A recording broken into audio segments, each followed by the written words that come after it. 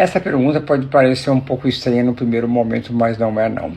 Eu vou contar a história de uma paciente morena, tipo brasileira, que era casada com um holandês, loiro, alto, de olhos azuis, que já tinha filhos do primeiro casamento, filhos mais velhos.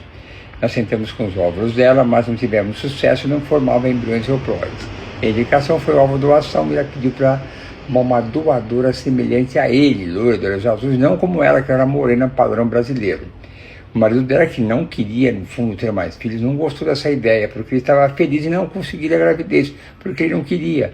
E essa alternativa desagradou a primeira parte.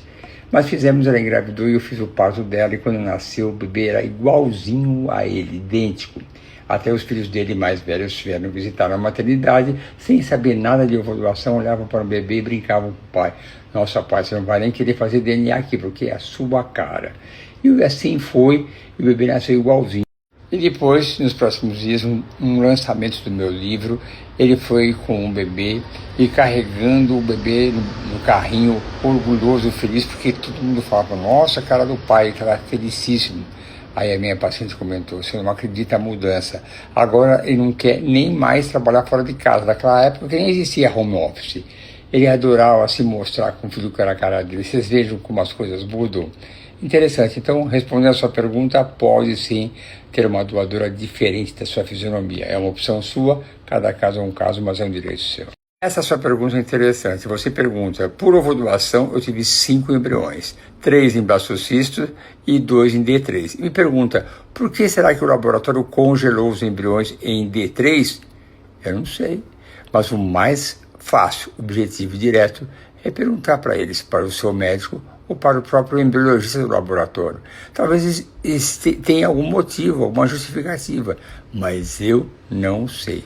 Simples, direto ao assunto. Pergunte para eles. Eu não sei.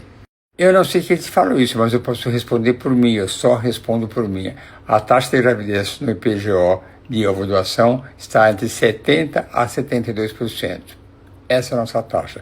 Quem falou que era 30%, nem imagino também. Só posso falar de mim. Tratamentos para ovodoação eu faço até a idade máxima de 55 anos. Esse é o meu critério. Tem gente que ultrapassa esse limite, mas para mim, até 55 anos. Endométrio fino é sempre um desafio, excluindo os medicamentos, PRP, e recentemente eu recebi no meu Instagram, achei muito interessante, até eu ia postar, mas eu ainda não decidi se isso foi uma boa conduta ou não. Alguém colocou uma fisioterapeuta sobre yoga para melhorar a espessura do endométrio. Eu não tenho coragem de colocar aqui, mas eu pensei em colocar, falar que não é a minha ideia, mas também era uma atividade física tão simples, tão básica, talvez até agradável, que possa melhorar. Agora, sem ser medicamentos, não tem. Tem o plasma rico em plaquetas, que não é um medicamento próprio. A gente pega o seu sangue, separa os fatores de crescimento e injeta. E aqui não me lembro de outras possibilidades. Também tem, na Espanha se faz com célula-tronco, é muito complicado. Tem que tirar da sua medula e injetar célula-tronco, é extremamente complexo e sem nenhuma garantia de resultado. Não é nada fácil. Acabei de lembrar de mais um método que não é consagrado, não está publicado em lugar nenhum, mas o grupo da clínica Semear, Dr. Wellington, criou isso, mas ele fala que pode melhorar com pouco entusiasmo. Mas talvez possa ajudar. Você pega uma sondinha específica para isso, que você põe dentro do útero, você distende durante alguns segundos até a paciente aguentar e relaxa. Distende umas 3 vezes e relaxa. E pode melhorar. Eu já vi casos que melhorou. Eu fiz essa semana um caso desse, porque era um endométrio desesperador. É um método heróico. Foi ele que criou. Não tem nenhuma publicação. Nada. Eles que podem melhorar. E tudo que eu puder fazer. Eu nem o conheço, eu não conheço. É uma pessoa bem conceituada, da clínica Semear. Eu acredito, como não faz mal nenhum, por que não tentar? Mas não tem nenhuma publicação nela que confirme. Olha aí, acabei de comentar esse assunto e me chega essa pergunta querendo saber do balão. Se ainda adianta ou se pode ajudar. Eu não sei, como eu falei, alguma coisa heróica. Se fala por aí, mas publicação, já fui pesquisar de tudo quanto é jeito, tudo quanto é nome. Se tem alguma outra denominação, eu não vi. E em conversas paralelas não tem mesmo. Mas, como eu falei agora há pouco, dizem que pode ajudar. Eu tenho um caso que realmente engravidou. Mas a gente nunca sabe se engravidou, porque até o endométrio fino, isso é importante. O endométrio fino não impossibilita a implantação embrionária, diminui a chance. Então, às vezes, não adiantou nada, mas tinha que acontecer. É suspeito, não é consagrado, mas é uma alternativa. Pode ser. Falência ovariana é sempre uma questão questionável. O finerenone pode ajudar esses casos de mulheres que têm menos do que 39 anos e têm essa fibrose ovariana. Para avaliar essa fibrose ovariana, tem um exame específico feito pelo ultrassom chamado elastografia do ovário, para ver se pode ser indicativo ou não. Essa questão da fibrose ovariana já existe há alguns anos e se fala muito há uns 3 anos. Mas até o momento os medicamentos disponíveis para isso são os mesmos para fibrose pulmonar, super caros, 25, 30 mil reais. Não dá para indicar para uma situação experimental. Como o finerenone é uma droga muito barata, pode ser indicado. Eu vou colocar aqui um link de um artigo que eu escrevi sobre insuficiência ovariana prematura e vou colocar para vocês aqui tudo o que eu falo lá sobre esse assunto e sobre o finerenone também. Mas não é para qualquer caso que pode ser indicado, não. Eu sempre fico preocupado quando eu falo que é barato, mas barato em tratamento de reprodução assistida é quando tem menos do que 4 dígitos.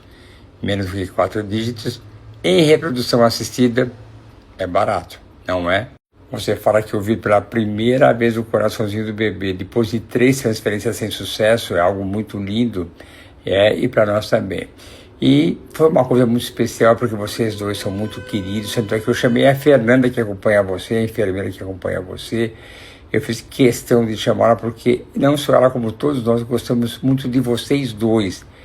E foi muito emocionante, como foi emocionante dar o Beta HCG para você por telefone, como eu comentei a semana passada. Mas eu achei lindo também, é muito emocionante poder fazer um casal feliz e você feliz depois de tantas frustrações. Eu te garanto que ser médico da reprodução, nesse momento, é aquele que eu me julgo o médico e o profissional mais feliz do mundo. Não só eu, como toda a equipe PJ. Foi maravilhoso todos os momentos do Beta HCG e agora também eu quero fazer o próximo ultrassom, que é uma delícia fazer exame com vocês. Eles são maravilhosos. Teste de farmácia em D8 deu negativo. E você quer saber se pode ser que dê positivo o exame de sangue amanhã, D9 ou até D10? Pode. O exame de urina é um bom exame, mas ele avalia a concentração do HCG na urina e é muito mais precoce no sangue. É claro que seria muito mais feliz, muito bom se tivesse já dado positivo em D8, mas ainda está no páreo. Temos que avaliar, esperar e aguardar até amanhã ou depois de amanhã. Com muita fé, tudo vai dar certo. Aqui mostra a importância de todo casal que deseja engravidar fazer o cariótipo. Seu marido tem a translocação do cromossomo 13 com 14, que é uma alteração do cariótipo que pode aumentar a incidência de alterações cromossômicas no embrião. E você tem baixa reserva. O que fazer? Tentar. O fato de você ter poucos óvulos pela sua baixa reserva não significa que você não vai ter um embrião euploide. É claro que não é a tarefa mais fácil do mundo, mas Deus nos surpreende. Nem sempre uma grande quantidade de óvulos, tudo perfeito, dá certo. E aqueles casos que parecem que são mais difíceis, dá tudo certo. Isso acontece. Não é um grande número de óvulos, nem um cariótipo perfeito que garante o resultado. Às vezes, quando você menos espera, tudo dá certo. Vai em frente com muita fé. Qual o critério para tentar gêmeos? Eu não sei se existe algum critério, mas se existisse, eu também não te contaria, porque eu sou uma pessoa prudente e preocupada com as minhas pacientes, porque a gestação gemelar aumenta a incidência de prematuridade, hipertensão arterial, eclâmpsia, diabetes gestacional, pondo em risco o seu bem-estar. Você é uma mulher jovem de 37 anos, mas eu prezo pela sua saúde. Prematuridade, hipertensão arterial, eclâmpsia, diabetes gestacional é algo que eu não recomendo para ninguém. Então, eu nunca recomendo isso. Se Deus mandar, e pode às vezes um único embrião dividir em 2, os gêmeos univitelinos. Eu coloquei há uma semana atrás uma paciente minha que colocou um único embrião e dividiu em 3. Acontece, mas essa recomendação eu sou preocupado com o seu bem-estar e de todas as mulheres. Então, mas não existe. Deus está no... Essa pergunta de o que é antiético parece não ser muito interessante, mas ela é sim. Porque, a princípio, a resposta base é antiético é tudo aquilo que não está dentro do código ético de medicina. Mas tem um detalhe importante. Muitas coisas que eram consideradas antiéticas no passado, como o estímulo à gravidez de casais homoafetivos, era proibido isso. O CRM não autorizava forçar um tratamento para que isso acontecesse. Era algo antiético. Agora é ético. Tem muitas coisas que modificam, mas sempre eu sigo as regras da ética do momento. Por exemplo, em ovo doação, usar o ovo da irmã não era permitido. Agora é permitido. Era antiético e agora é ético. Então, a ética depende do momento que você vive. Então, se você contrariar o Monjaro deve parar 2 meses antes da estimulação ovariana ou 2 meses antes da transferência embrionária, tem que parar antes de cirurgia. Temos que estar muito atentos a esses medicamentos porque podem trazer complicações graves, principalmente em casos de coleta de óvulos, que a paciente pode ter uma náusea, um vômito, mesmo estando em jejum, aspirar aquele vômito e ter uma complicação gravíssima. Temos que tomar cuidados. Esses medicamentos estão sempre sendo reavaliados. E aquilo que eu falo hoje em dia do Monjaro pode mudar daqui a um tempo, porque todos nós estamos aprendendo com esses medicamentos da caneta, que têm efeitos colaterais muitas vezes que nos põem em risco e perigo. Então, a regra hoje em dia do Monjaro é 2 meses antes. Pode ajudar, mesmo porque a grande maioria desses medicamentos que você colocou aqui eu também uso.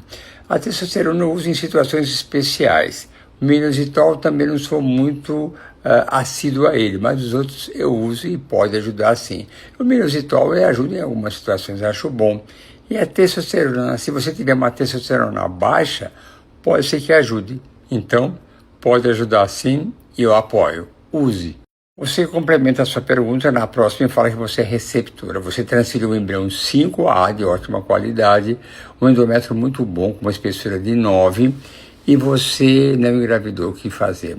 Olha, eu tenho o hábito de pesquisar todos os detalhes, principalmente em receptora, que a aceitação já não é fácil, é um momento difícil, então não pode falhar.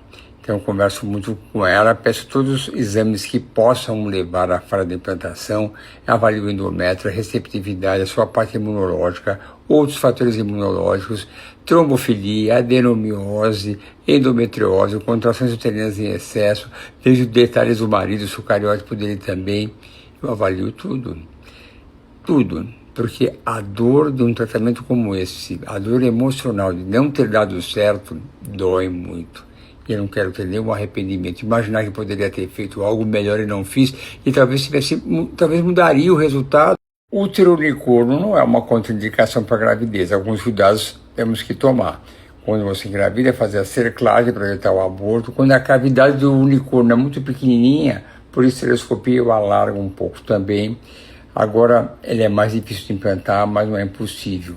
Aí eu diria para você, se você já pesquisou todos os outros fatores e falha de implantação, o útero de substituição pode ser uma possibilidade. Mas eu só recomendaria, depois de ter esgotado todas as possibilidades, com o seu útero. É sempre mais fácil ir com o seu útero, a não ser que você tenha uma irmã disponível para isso, mas sempre algo que angustia. Eu não sei se falar sim ou não, mas eu só recomendaria útero de substituição se eu tivesse certeza absoluta que tudo foi pesquisado, inclusive ampliar a cavidade do útero unicórnio. São essas possibilidades. Eu também estou aguardando seu beta-HCG e esse momento de espera não é nada fácil, mas estou aqui com muita fé, muita torcida que esse beta será positivo. Estamos juntos com a mesma torcida, não só eu, como toda a enfermagem do IPGO, principalmente a Fernanda, que está mais próxima de você. Nós dois e toda a equipe PGO, nós três, né? Eu, Fernanda e você, estamos muito animados com muita fé, aguardando esse exame tão esperado. Que linda! Depois nós tirarmos de você 128 mil, mas nessa quarta-feira você já está em casa e no Instagram, eu fico muito feliz mesmo. A nossa felicidade é muito grande, foi uma cirurgia excelente, deu um trabalho bastante grande, acabamos 11 horas da noite, mas ficou tudo lindo. E ver a felicidade sua é muito bom mesmo. São esses detalhes da medicina que dão alegria. Uma tarefa desafiadora, perigosa de sangrar um pouco a mais, sempre ansioso por isso, mas com um bom hospital nós ficamos tranquilos. E você já no Instagram aqui, para quem operou quarta-feira e tirou 128 miomas, ontem foi para casa e você já está no Instagram perguntando. Eu também sou muito feliz, tá bom? Eu devolvi a vida para vocês, não foi só uma cirurgia. Você com a sua anemia, que estava terrível, mas nós resolvemos e está tudo maravilhoso agora. A chance do embrião se dividir está ao redor de 1 a 1,5%. Algumas vezes um único embrião se divide e parecem duas bolsas, mas não são duas bolsas. É que é uma dobrinha da primeira bolsa, ela dobra e parece que são duas bolsas. Mas acontece em 1 a 1,5%. É raro, 1,5%, eu tenho casos assim. Recentemente nasceu um bebê também que eu coloquei um embrião e dividiu em dois, mas acontece, são um dos fenômenos do poder divino. Ele que faz dividir. Então, tudo lindo, maravilhoso, mas são possibilidades, como já comentei agora, um desses casos eu pus um e dividiu em três, mas acontece, é 1 a 1,5%. Você fala aqui que tem homocisteína de 12, trombofilia do fator 5 de Leydig, o MTHFR, BCL6, score 3.4, e tem o CD45 20%, e fala, não sei o que fazer. Sabemos, o médico sabe, o seu médico deve saber, eu também sei o que fazer. Você vai usar enoxaparina, você vai baixar essa homocisteína 12, que é o fator máximo da betaína e vitamina B12 para baixar. Então, e também o BCL6 é um fator inflamatório ligado à adenomiose e endometriose. Ver se tem adenomiose, tem que bloquear para diminuir a adenomiose e tudo está certo. Tranquilo. O seu médico vai saber o que fazer, eu sei o que fazer. E não é uma coisa rara. Nós temos esses problemas e o médico tem essa função, pesquisar tudo antes da transferência. Uma frase que eu sempre falo. Se você tem... E a frase que eu falo com frequência é que se você tem um problema e tem a solução, você não tem mais o problema. Se você tem exames com algumas alterações, mas seu médico tem a solução, acabou o problema. Então você está muito bem, por esses exames, você não tem problema nenhum. É só fazer o tratamento adequado para essas alterações e o problema não existirá mais. Essa pergunta é extremamente interessante, porque um embrião chega muito bem em D3 e depois não vai para frente. Cada fase da evolução do blastocisto tem algumas características. O primeiro dia é da junção do espermatozoide com o óvulo.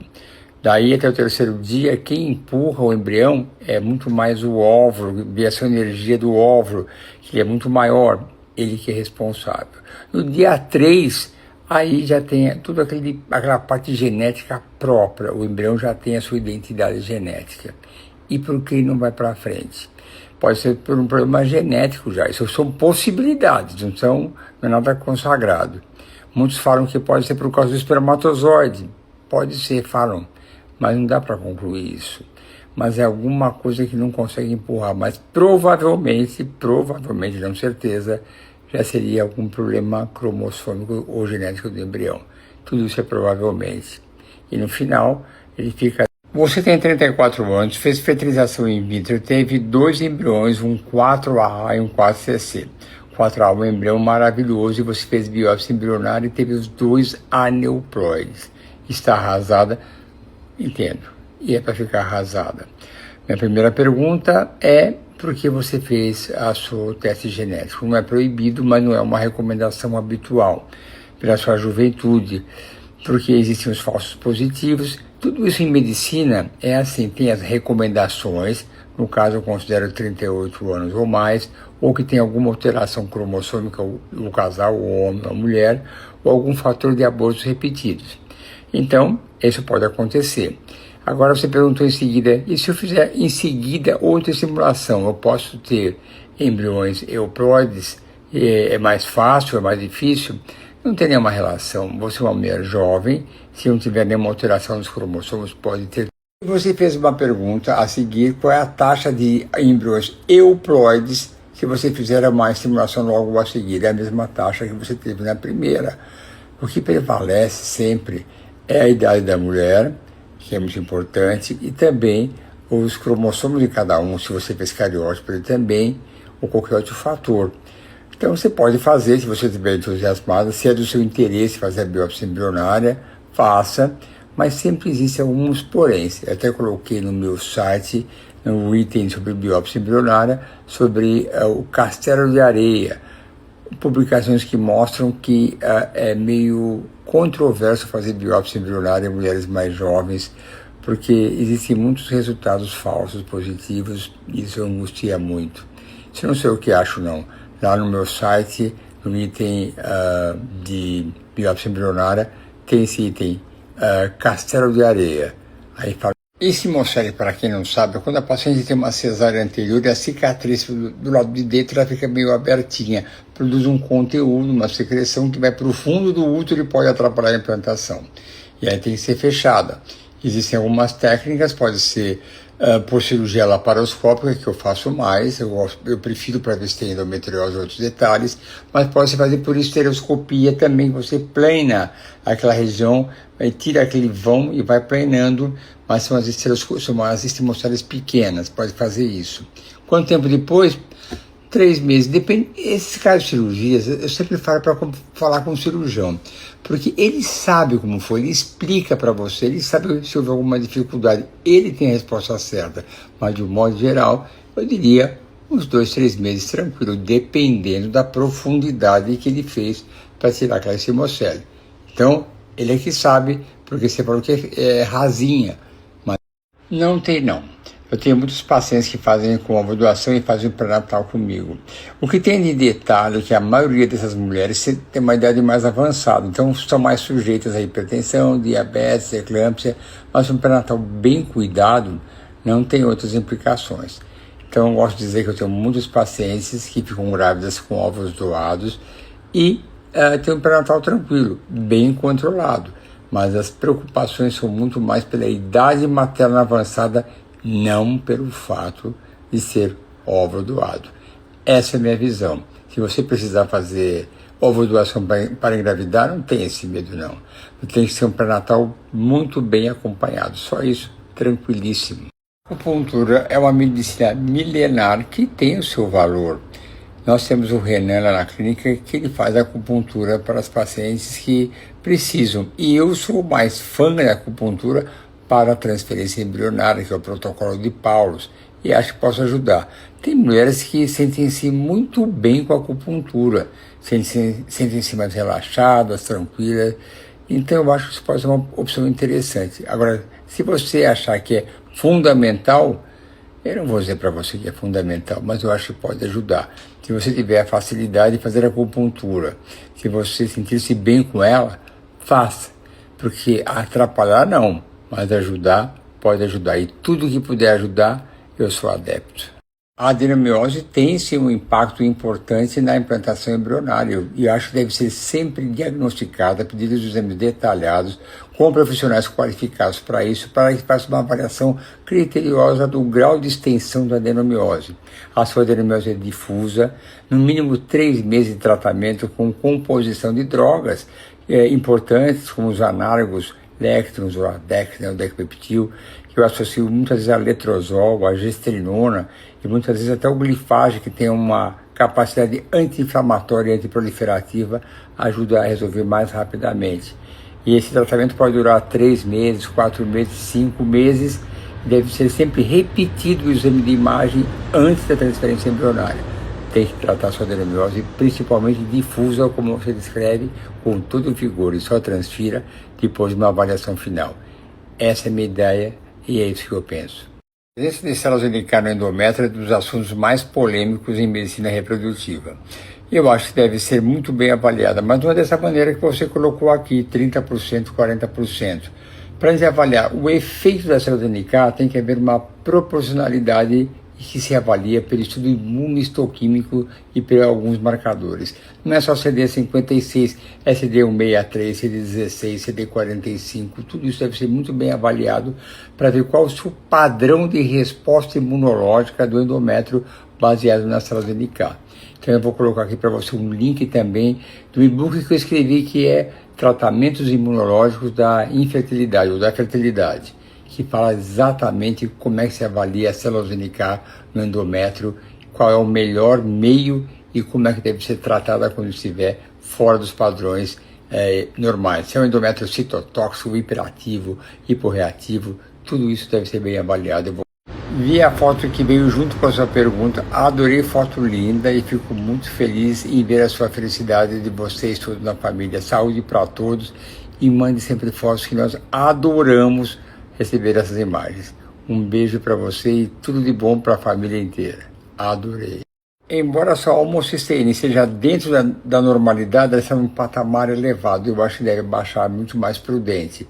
E você está certo em tomar o complexo B, betaína é muito bom para baixar, e acompanha simplesmente através do exame de sangue. Provavelmente só com vitamina B e com betaína vai chegar a níveis satisfatórios de 8, pelo menos, vai ser muito bom.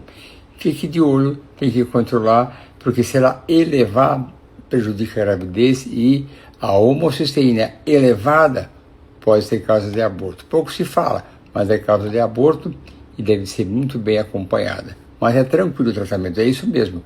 Complexo B, betaína, perfeito. E outras coisinhas também. Eu tenho lá na clínica uma fórmula específica para homocisteína elevada, mas todo médico conhece. Tranquilíssimo, não é só isso, mas tem mais detalhes e é muito tranquilo. Pergunta interessantíssima, mas antes eu tenho que explicar qual o significado de dizer mioma FIGO 3. FIGO quer dizer Federação Internacional de Ginecologia e Obstetrícia. Esse número que vem depois do FIGO relativo ao mioma, FIGO 0, 1, 2, 3, até o número 8, refere-se à posição do mioma dentro do útero. FIGO 0, 1 e 2 estão dentro do útero, e quando vai para 5, 6, 7, 8 está externamente ao útero. O mioma FIGO 3 é um mioma polêmico quando falamos de reprodução assistida, porque não está dentro do útero, mas está beirando o endométrio, ele pode atrapalhar. E vem a dúvida, tirar ou não tirar, e qual estratégia tirar? E essa é a pergunta. FIGO 3 você pode tirar, você me perguntou, por histeroscopia? Pode ser, mas depende da localização e do tamanho do mioma também. Pode ser por radiofrequência, que é uma agulha que você coloca e cauteriza aquele mioma sem entrar na musculatura.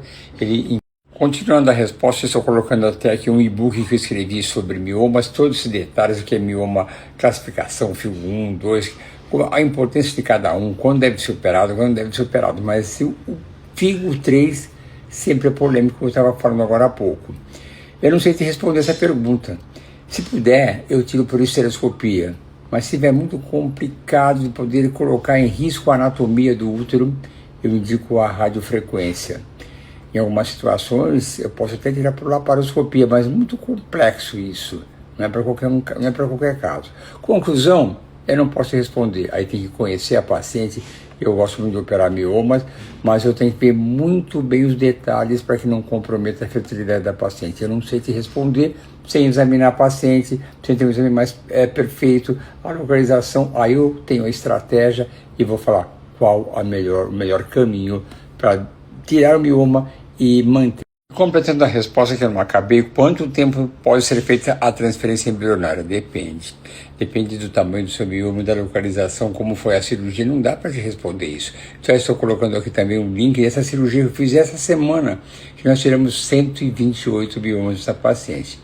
Ela quer engravidar, mas vai demorar muito tempo para podermos transferir o embrião. E deixei bem claro, esses casos que tem muitos miomas, essa paciente não pode ter par normal e tem que tirar esses bebês antes da hora para não romper o útero. Tem que ser uma boa maternidade. São estratégias para cada caso que a gente tem que ter. Não dá para responder nada para você, nada, porque é muito mais a fundo. Como foi a cirurgia, que tamanho que é o mioma, e aí tem a resposta. Só depois da cirurgia realizada é que eu posso falar algumas coisas mais precisas para você. Estou colocando o link dessa cirurgia aqui, que eu tirei 128 miomas, foi incrível. E a paciente É possível descartar embriões. Você deseja, você vai até o laboratório, você mostra seu desejo, assina você, o seu marido, podem descartar sem nenhuma restrição. Em algumas situações, você pode até doar para um outro casal, se você preencher os requisitos para doar o embrião.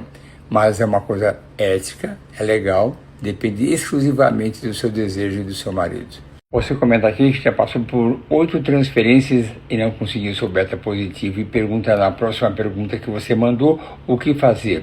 Eu não posso somente responder porque eu acho que você tem que continuar tentando e fazer uma pesquisa super, ultra detalhada.